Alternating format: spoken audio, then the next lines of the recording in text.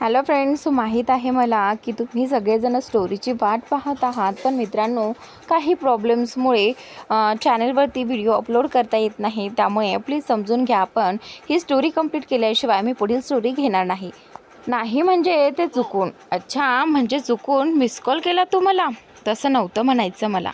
मग कसं म्हणायचं होतं? उगाचच तिला शब्दात अडकवून चिडवत होता तो.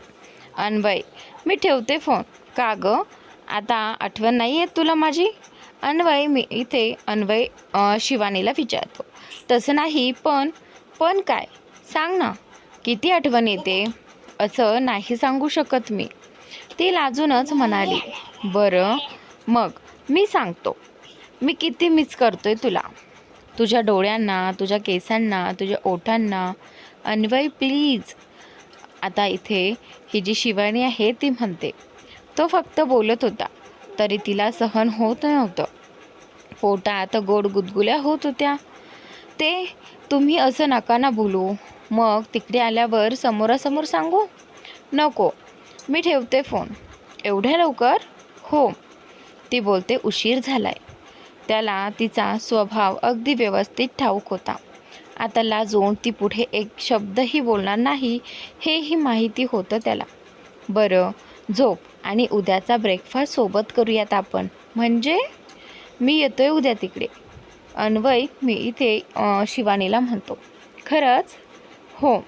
जया काकूंना सांगायला नकोय की त्यांच्या मुलीला किती मिस करतोय मी, तिच्याशिवाय करमत नाही आहे म्हणून. त्याच्यावर ती काहीच बोलली नाही, कारण मॅडम वेगळ्याच दुनियेत पोहोचल्या होत्या त्याचं ते बोलणं ऐकून. शिवानी, ऐकतेस ना? तर त्यावेळी शिवानी इकडं हळूच म्हणते की हो. उद्या वाट पाहशील ना माझी? अन्वय शिवानीला विचारतो. मी तर कधीची वाट पाहते आहे तुमची, अन्वय, आणि आयुष्यभर पाहिली असती. ते बोलताना तिचा ओला झालेला आवाज त्याला जाणवला. I love you. See you tomorrow. Good night, तो तिला म्हणाला. Good night. I will be waiting for tomorrow.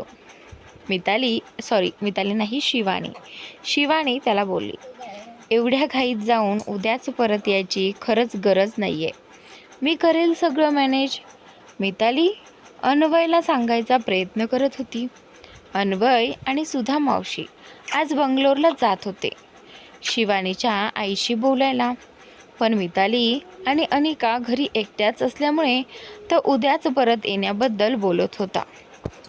पण अजिबात नाही, ते तर सुधा मावशी सोबत आहेत आणि त्यांना दगदग नको म्हणून मी उद्या रिटर्न येतोय. नाहीतर आजच आलो असतो, अन्वय म्हणाला. मी खरंच सगळं सांभाळून घेईल, तुम्ही उगाचच काळजी करताय, मिताली अन्वयला म्हणते. आणि काही इमर्जन्सी आली तर काय करणार आहेस तू? तर त्यावेळी तिने अद्वैतचं नाव घ्यावं म्हणून त्याची सगळी धडपड चाललेली, पण ती काहीच बोलली नाही. त्यावर, हे बघ, आम्ही उद्या परत येतोय आणि काही लागलंच तर अद्वैतला फोन करतो. अन्वयच्या बोलण्यावर तिने फक्त मान डोलावली. अन्वय आणि सुधा मावशी दोघेही बेंगलोरला निघून गेलेत. तसं अन्वयने अद्वैतला कळवलं होतं. इनफॅक्ट तो असल्यानेच एवढा निश्चिंत होऊन गेला होता. अद्वैत रोजच्या प्रमाणे आजसुद्धा अनिकाला भेटायला घरी आलेला, पण अगदी सकाळी. मितालीला जरा आश्चर्यच वाटलं. त्यानंतर तो आल्यावर बराच वेळ अनिकासोबत खेळला, तिला आपल्या हाताने खाऊ घातले आणि त्याच्यानंतर, तुला ऑफिसला नाही जायचं का? त्याची ऑफिसची वेळ झाल्यावरही तो थांबलेला पाहून मितालीने विचारलं. मी आज इथूनच काम करतोय ऑफिसचं, तुम्हा दोघींना एकटं नाही सोडू शकत मी. अन्वयला तसं कळवलंय मी आणि त्याला काहीच प्रॉब्लेम नाही आहे आणि माझ्यामुळे तुला काही डिस्टर्ब होणार नाही याची काळजी घेईन मी, तो लॅपटॉप ओपन करत म्हणाला. चेहरा असा का उतरलेला दिसतोय? बरं नाही का तुला? त्याने तिच्या चेहऱ्याकडे पाहून विचारलं. ठीक आहे मी. तिने तेवढंच उत्तर दिलं आणि आत निघून गेली. हे सगळं अद्वैतला आधीच माहिती होतं. तिने लगेच ओळखलं. तर अद्वैत 2-3 तास बाहेरच काम करत बसलेला. अनिका तर औषधं घेऊन झोपलेली. पण मितालीची काहीच चाहूल लागली नाही म्हणून तो दारापर्यंत गेला आणि आत वाकून पाहिलं तर मिताली अनिकाच्या बाजूला लेटलेली. डोळा लागला होता तिचा. यावेळी तिने झोपी जाणं अपेक्षित नव्हतं म्हणून त्याने जवळ जाऊन तिच्या कपाळावर हात लावला. तर अंगतापाने फणफणत होतं तिचं. त्याने तिच्या कपाळावरून हलकेच हात फिरवला. ती थोडी कुचकुचली पण डोळे उघडले नाहीत. तापाची ग्लानी होती आणि एवढ्या वर्षांनीही त्याचा स्पर्श कदाचित ओळखीचा वाटला. त्याने ताबडतोब फोन काढला आणि नितेशला फोन लावला. त्यानंतर अनिका ठीक आहे ना? नितेशने फोन उचलताच विचारलं आणि त्याच्यानंतर मात्र हो ती ठीक आहे, पण मिताली तिला काय झालं? आता नितेश त्याला विचारू लागतो. ताप आहे खूप, तू ताबडतोब निघून ये. ठीक आहे येतो मी, पण तुला कसं कळलं आणि तू तिच्यासोबत आहेस का? डॉक्टर नितेश म्हणजे त्याच्या मित्राने त्याला विचारलं. ते नंतर सांगतो रे, आधी ताबडतोब ये. बरं आलोच. त्याच्या आवाजातली बेचैनी ऐकून नितेश म्हणाला. जरा वेळातच तो अन्वयच्या घरी पोहोचला. किती उशीर लावलास? तो आल्यावर अद्वैत म्हणाला. अरे फक्त 15 मिनटं लागली. घड्याळ बघ, नितेश म्हणतो. त्याच्यानंतर तरीही ये आत पटकन. अद्वैत त्याला मितालीच्या रूममध्ये घेऊन गेला. काय झालं हिला? तर ताप आलाय, तू चेक कर लवकर. अरे हो, थांब जरा 2 मिनिट. आतल्या आवाजाने अनिकाही उठली होती आणि त्या सगळ्यांच्या आवाजाने मितालीलाही जाग आली. तेवढ्यात तापातही ती उठून बसण्याचा प्रयत्न करत होती पण जमत नव्हतं. उठू नकोस, नितेश तिला म्हणाला. तुम्ही इकडे? त्याला असं अचानक अन्वयकडे आलेलं पाहून तिने आश्चर्यानं विचारलं. तर डॉक्टर अंकल तू इथे कसा? अनिका, तुझ्या अद्वैतने बोलावलंय मला. तुझ्या मम्माला ताप आहे. तसं मितालीने अद्वैतकडे पाहिलं. त्याच्या डोळ्यात जे अपेक्षित होतं तेच होतं, काळजी आणि प्रेम. अद्वैतने अनिकाला कडेवर उचलून घेतलं. तू रात्री जेवली होतीस की नाही? चेक करताना नितेशने मितालीला विचारलं. ती काहीच बोलली नाही. तर खूप वीक आहेस तो. खाण्यापिण्याची आबाळ करून कसं चालेल? सगळा स्ट्रेस आणि दगदग हाच त्याचाच परिणाम आहे. नितेश बॅगेतून इंजेक्शन काढत म्हणाला. आणि त्याच्यानंतर अद्वैतला मनातून खूप वाईट वाटलं. आज तो होता तिची काळजी घ्यायला. ती हक्क दाखवत नसली तरी तो होता आणि कायम असणार होता. पण एवढी वर्ष तिने सगळं एकटीने कसं सहन केलं असेल? परत एकदा स्वतःचाच राग आला त्याला. इंजेक्शन पाहून मिताली घाबरली. नितेश फक्त औषधं देऊन नाही चालणार का? अद्वैतने आधीच विचारलं. डॉक्टर अंकल, मम्माला इंजेक्शनची भीती वाटते, अनिका म्हणते. त्यावर नितेश हलकसा हसला. सिरियसली मिताली, तुला खरंच भीती वाटते? इंजेक्शनला घाबरते तू? त्यात हसायला काय झालं? वाटते तिला भीती, अद्वैत अगदी सहज म्हणाला. तू तुझा हात माझ्या हातात दे आणि डोळे बंद कर. नितेशने एक वार त्या दोघांकडे पाहिलं आणि काही कळायच्या आत मितालीला इंजेक्शन दिलं. आणि त्याच्यानंतर हे बघ झालं, आणि हे पुढचं मेडिसिन. पण सगळ्यात महत्त्वाचं हिचं डाएट आणि आराम. काहीतरी खाल्ल्यावरच औषधं घ्यायचं, ओके? तो मितालीकडे पाहत म्हणाला. त्यानंतर तिने फक्त मान हलवली. तो निघायला वळला. तितक्यात मिताली म्हणाली, थँक्स नितेश, डॉक्टरचे आभार मानले. कम ऑन यार मिताली, अशा गोष्टीसाठी थँक्यू म्हणून लाजू नकोस मला. तुला कधी काही लागलं तर एक फोन कर आम्हाला. मी आणि निशा अगदी अर्ध्या रात्री येऊ. तसंही हा असताना फार गरज पडणार नाही, तो अद्वैतकडे हसतच म्हणाला. अद्वैतला तिच्या चेहऱ्यावरची प्रतिक्रिया पाहायची होती, पण तिचं डोकं खाली होतं. And how are you my Barbie doll? Nitesh अनिकाकडे वळून म्हणाला. I am good, very good. मग आता पटकन मला एक केशी दे. तसं अनिकाने थोडी झुकून नितेशच्या गालावर केशी दिली. तू आराम कर म्हणत नितेश बाहेर निघाला. त्याच्यानंतर अद्वैत, तू इकडे कसा? पुन्हा नितेश त्याला विचारू लागतो. मग अद्वैतने सांगितलं की अन्वय बंगळूरला गेलाय. आणि किती बदललास रे आद्या तू. का, काय झालं? तो बोलतो, अरे कुठल्याही नातेवाईकांकडे राहायचा नाहीस तू कधी, आणि आज चक्क इथे अन्वयकडे थांबलास. त्यावर अद्वैत हसला आणि तिच्यासाठी कुठेही जायला थांबायला तयार आहे असं तो बोलला.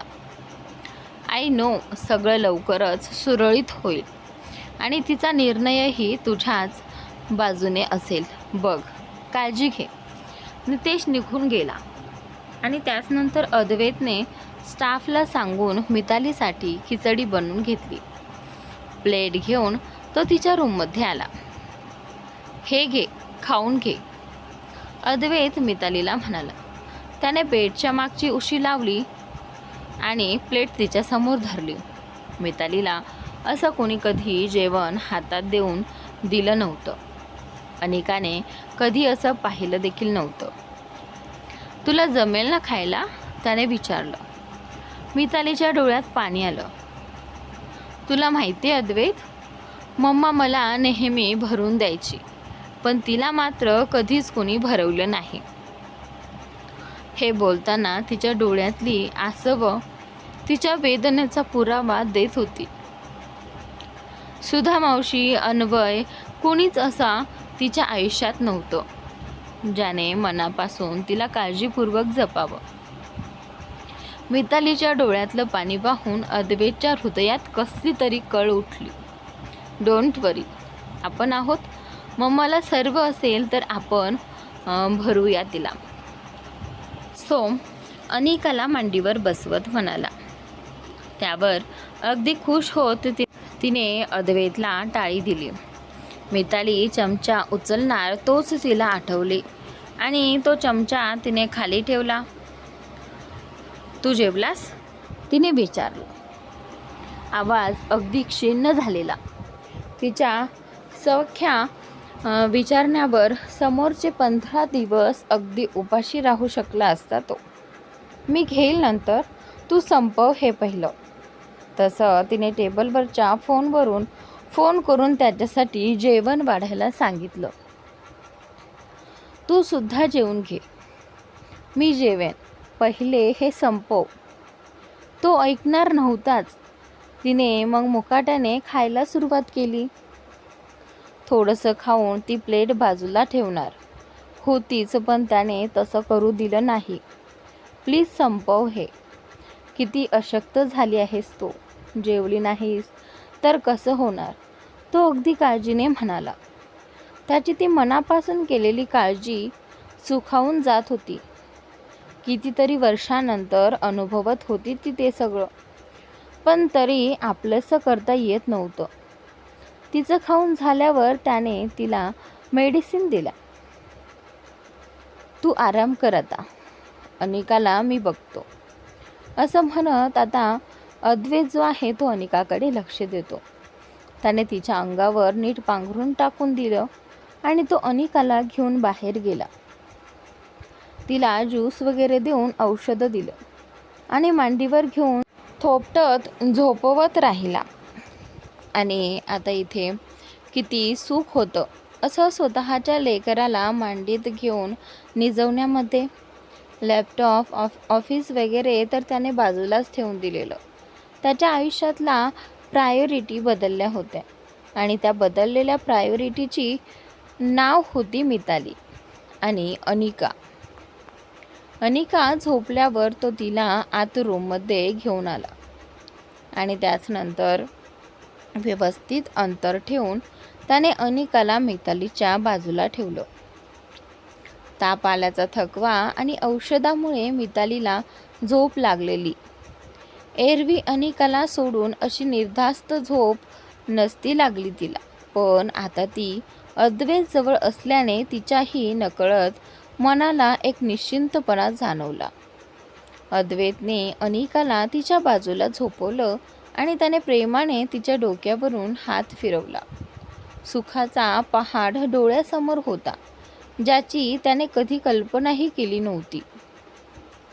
तर त्यानंतर तो मितालीच्या बाजूला येऊन बसला. त्याने तिच्या केसांवरून हात फिरवला.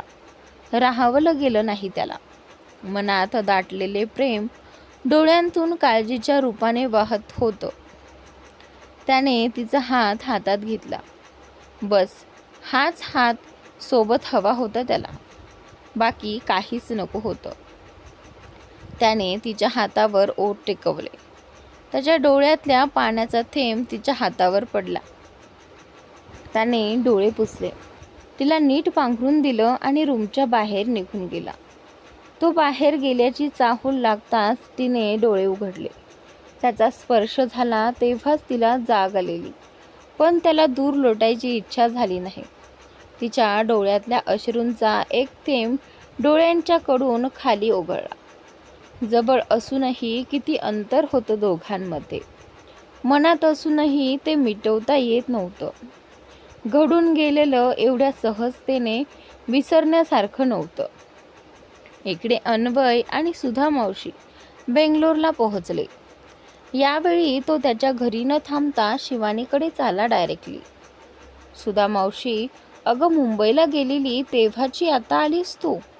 जयाने म्हणजेच शिवानीच्या आईने सुधा मावशीला मिठी मारत म्हटलं.